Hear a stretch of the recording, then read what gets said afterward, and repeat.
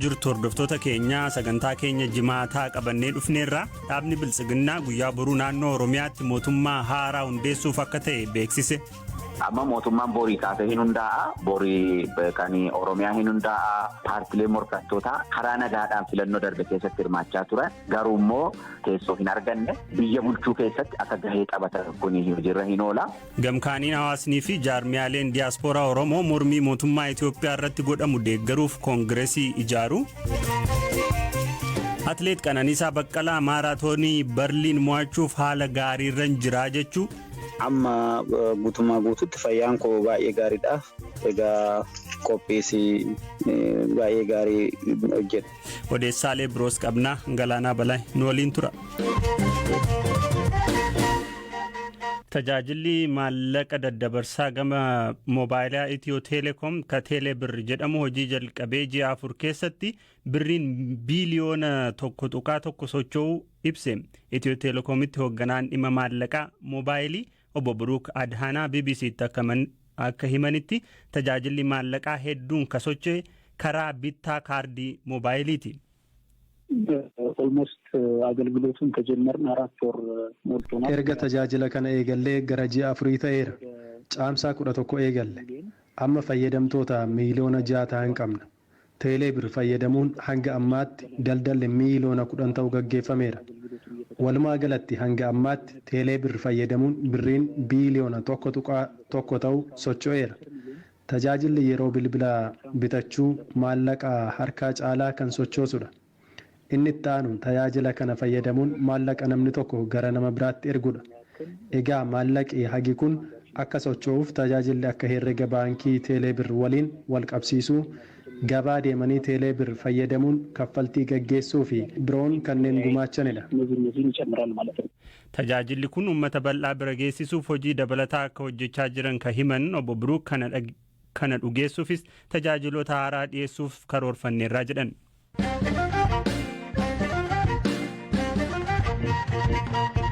Erga bara 2019 dorgommii kamuurrattuu kan hin hirmaannee fi koronaa vaayirasiinis qabamee ka fayye Atleet Qananiisaa Baqqalaa maaraatoonii Berliin dilbata dhufurratti qabxii gaarii galmeessuuf qophaa'u BBC'tti hime. Waggoota lamaan darban bu'aa bayii keessa darbe simeera. Egaa qophiin koo gaariidha. Akkuma beekamu waggaa lamaan darbe kana keessa wal dorgommii maaraatoonii hin goone because COVID-19 wal dorgommii irratti hirmaachuu hin dandeenye baay'inaani. Bara darbe immoo London irratti silaanan hirmaadhayyuu xinnoo lukatu shaakala irratti lukna butamee ture. Sababa saniin London odoon fiigina nafe. Amma guutumaa guutuutti fayyaan koo baay'ee gaariidha. Egaa qophiis baay'ee gaarii hojjedhe. Egaa amma sanbata dhufu nan hirmaadha jedheen yaada. Tole amma Berliin galtee jirtaati? Berliin hin jira har'a ganaman gale. Kanaaf haalli qilleensaa isaa akkam argaa jirtutti wanna danqaasitti ta'u sitti hin fakkaatu? Egaa gaariidha amma qilleensi har'a qilleensi isaa baay'ee gaariidha. Egaa ta'u malee har'arra immoo sanbatarra hin jijjiiramadhanii foorkaastiin isaanii egaa qilleensa kanarra mijaa'aa ta'a jedhanii yaadama gaariidha qilleensi isaa. Tole dorgommii kanarratti ati dorgomaan qormaatanatti ta'a jettee yaaddu? Atleetiin eenyu faadha kan hirmaatan? Egaa wal dorgommii irratti akkuma beekamu hunduu dorgomaa cimaan ta'a jedhee seenaa. Wal dorgommii irratti eenyu dorgomaa cimaa akka ta'u duraan dursitee tilmaamuun xinnoo in ulfaata. Haa ta'u malee wal dorgommii kanarratti ijoollee cimootu irratti hirmaata. Kan akka Guyyee Adoolaa fa'aa hin jiru ijoolleen. Akkasuma Keeniyaanonnis hin jiru. Egaa wal dorgommiinis naafaa ta'a jedheen yaadu. Ayyee waggoota lamaan darban bu'aa bayiiwwan akka dhuunfaattis akka ogummaa keetiin mudatan muraasatu nu ibsite. Egaa akkuma beekamu wal dorgommii olompikii baranaa darbe kana Tookkiyoo irratti silaanan hirmaadhaa ture. Hirmaachuus qaban ture. Egaa inaanfa sababa nama tokkootinan wal dorgommii irraa hafuu danda'e. Dhiibbaa guddaatu irratti uumame. Qabxiinis immoo akkuma argitan sanii wal dorgommii sanirratti garuu waan itti gaddeen jira wal dorgommii sanirratti jechuun hirmaachuu odoon qabu nan hirmaachifne. Maal godhuu hin danda'a? Si qabee akka ture. Haa ta'u koronaa irraa dandamadheen ture. Koronaa baay'ee sin dhukkubsanne. qormaata irratti ofirratti arge malee akkasumas dhukkubbiin na dhukkube hin jiru. Haaluma laayyoottanii irraa damdamadhee yeroo sanii. Dorgommii amma itti qophooftee hawwiidhaan eegaa jirtu akka ta'e nan hubadha. Milkaa'ii galatoomii. Galatooma isinis baay'ee ulfaadha.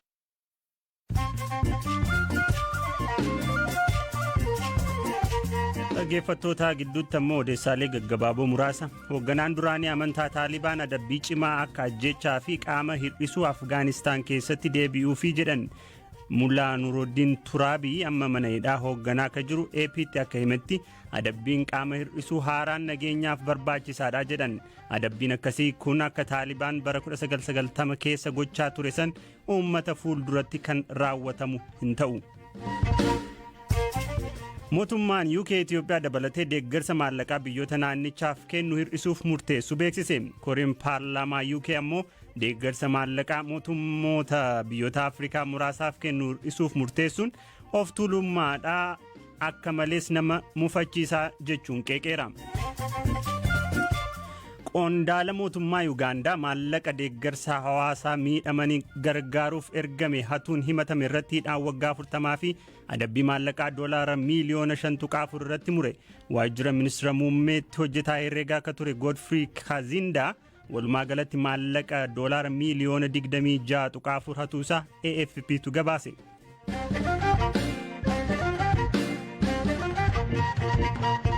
Odeessa keenya ka itti aanuuni paartiin badhaadhinaa ka filannoo biyyaalessaa waxabajjii darbe injifate boruu eegalee mootummaa haaraa hundeessuu akka eegalu beeksise.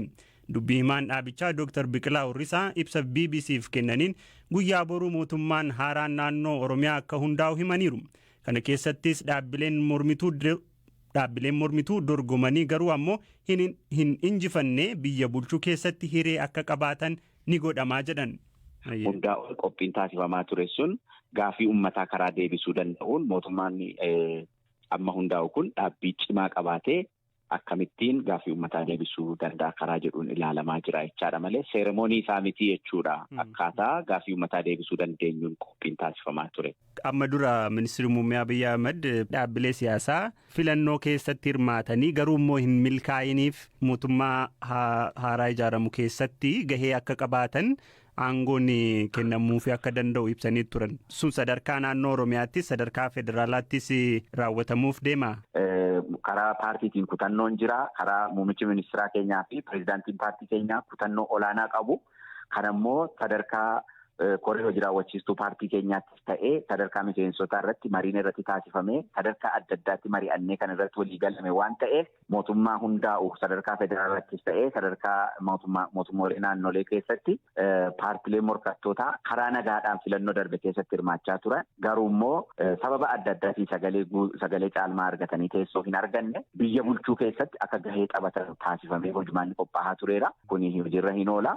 Amma mootummaan borii kaasee hin hundaa'a. Borii kan Oromiyaa hin hundaa'a.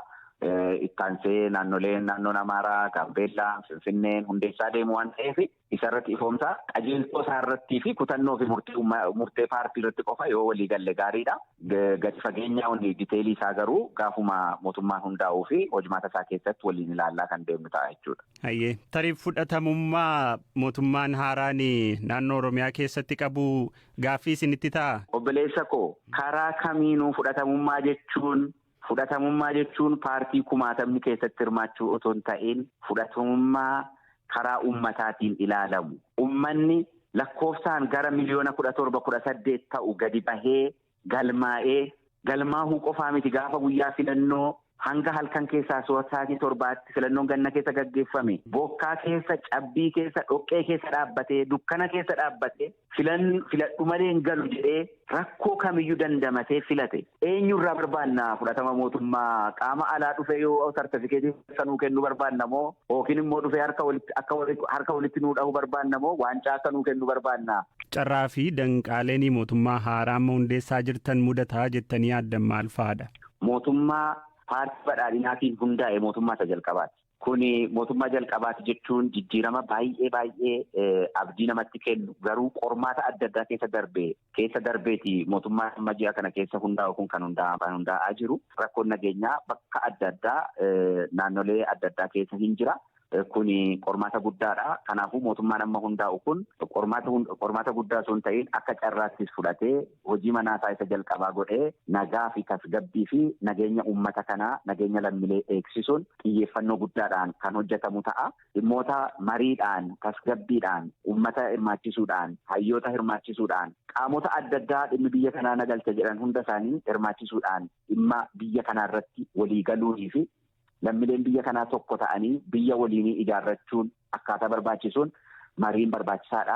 Dhimmoota baay'ee gara fuulduraatti mari'annee marii uummataatiin hiikaa deemna kan jedhuun kan bira darbame baay'eetu jira. Marii biyyoolessaa hin barbaachisa. Waliigaltee biyyoolessaa hin barbaachisa. Kun mootummaa amma hundaa'uuf qormaatas carraadhas jennee amanna.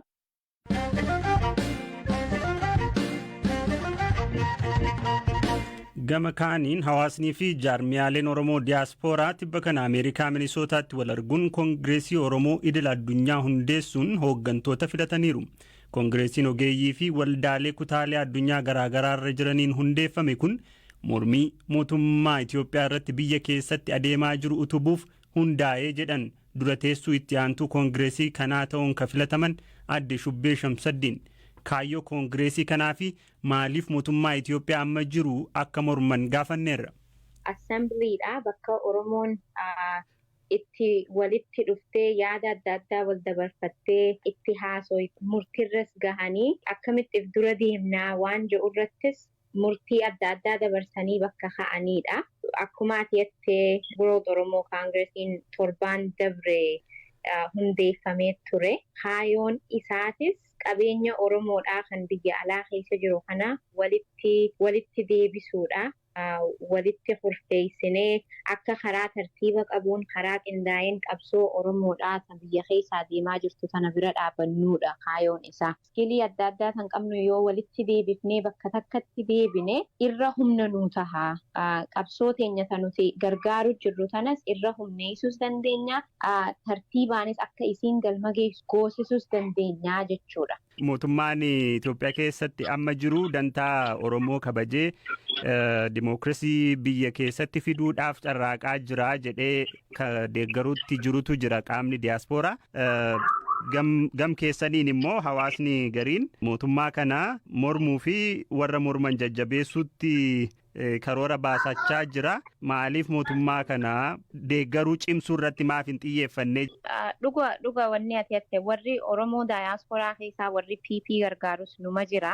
Garuu oduma jiraniitu mootummaan kun mootummuma deddeebi'ee ilmaan Oromoo karaa adda addaatiin miidhaa jiru, ilmaan Oromoo ajjeesaa jiru, saba Oromoodhaa karaa politikaatiin cunqursaa adda addaa irra gaggeessaa jiru. Mootummaan kun gabaabdumatti mootummaa Oromummaa balleessuudhaaf dhaabbate. Mootummaa saba Oromoo balleessuuf dhaabbate. Mootummaa biyya Oromoodhaa hiree karaa adda addaatiin hiree daangaa isiisan cabsee jalatti deebisuudhaaf mootummaa dhaabbateedha.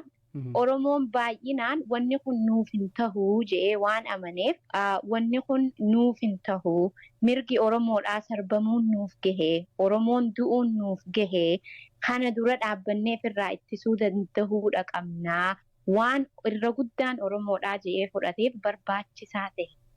So warra waan kana mormu wajji dhaabbannee isaan deeggaruun barbaachisummaadha gaas. Maal gochuudhaan gumaachuudhaaf hundooftan? Ati gabaabdumatti gaa wanni nuti isaan itti gargaaruu barbaannuun tokkoffaa karaa diinagdeetiin, lammaffaa yaada adda addaa walii dabarsuudhaaf, beekumsa walii hiruudhaaf, experience jirtus walii dabarsinee waan barbaachiseen isaan bira dhaabbachuma gabaabdumatti. Dhaggeeffattoota keenya qophiin har'a jimaataaf jennee qopheessine asuma irratti xumurama. Qophii kana ka qopheessite Firaafolii Dhugaa Isaatii tooraan kan isin biraan gahaa ture Galaanaa Balaa ogeessa teeknikaa Oskaar Boongaa waliin ta'uudhaani ka torbee kanaaf jenne asumatti xumurre horaa